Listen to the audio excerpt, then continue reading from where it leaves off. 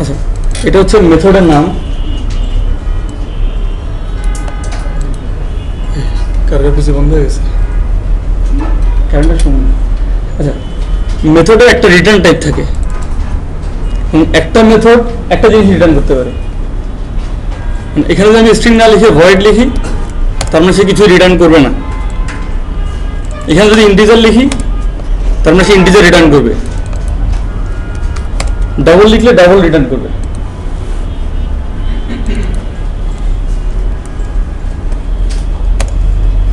আর মেথডের নাম লেখার ক্ষেত্রে একটা কনভেনশন, সেটা হচ্ছে মেথডের নাম সবসময় ভার্ব দিয়ে শুরু হবে। মেথডের নামের আগে সেটা একটা ভার্ব থাকবে। আমরা কনসোল ক্লাসের রাইট লাইন বা রিড লাইন ইউজ করছি, ওখানে সবসময় কিন্তু একটা ভার্ব থাকে শুরুতে। আর এখানে আমরা ভ্যারিয়েবল নামের ক্ষেত্রে ইউজ করতাম ক্যামেল কেসিং, আর মেথডের নামের ক্ষেত্রে ইউজ করবো প্যাসকেল কেসিং। প্যাসকেল কেসিং হচ্ছে যে কটা, যেমন গেট একটা ওয়ার্ড, ভ্যালু একটা ওয়ার্ড, সবকটা ওয়ার্ডের ফার্স্ট ক্যারেক্টারটা ক্যাপিটাল লেটার হবে, এটা হচ্ছে প্যাসকেল কেসিং।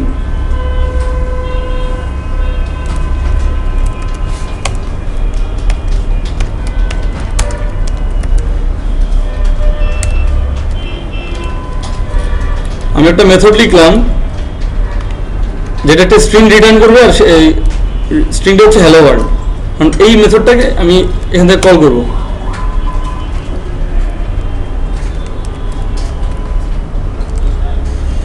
আচ্ছা, এখানে কিন্তু কল করতে দিচ্ছে না, তার কারণ হচ্ছে আমি যে মেথড থেকে কল করতে যাচ্ছি ওই মেথড হচ্ছে স্ট্যাটিক। স্ট্যাটিক মেথড থেকে আরেকটা মেথডকে কল করতে গেলে ওটাকে স্ট্যাটিক হতে হয়। আর স্ট্যাটিক কি এটা নিয়ে পরে ক্লাসে আলোচনা হবে, আপাতত আমরা এখানে স্ট্যাটিক লিখলাম।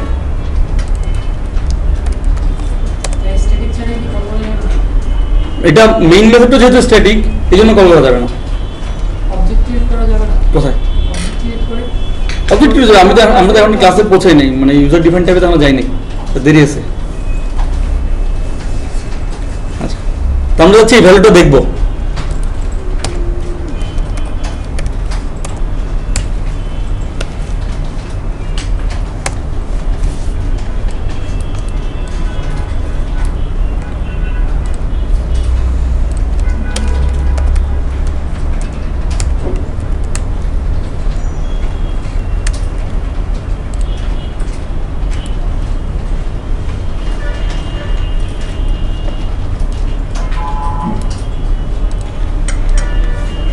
এখানে আমরা প্রথমে একটা মেথড লিখলাম, পরে ওই মেথডটাকে এখানে কল করলাম রাইট লাইনের ভিতরে। তো আমরা এখানে এটাকে আরেকটা স্ট্রিংয়ে রেখে দিতে পারি।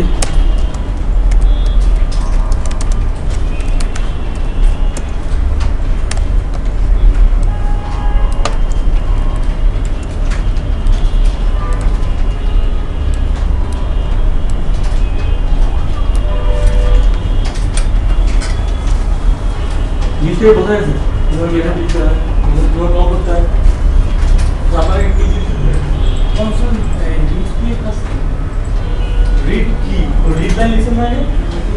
যেরকম একটা লাইনের জন্য ওয়েট করে, একটা লাইন মানে এন্টার দিলে একটা লাইন শেষ হয়, এন্টার দিলে চলে যায়। এখানে রিড কি প্রেস করে চলে যায়।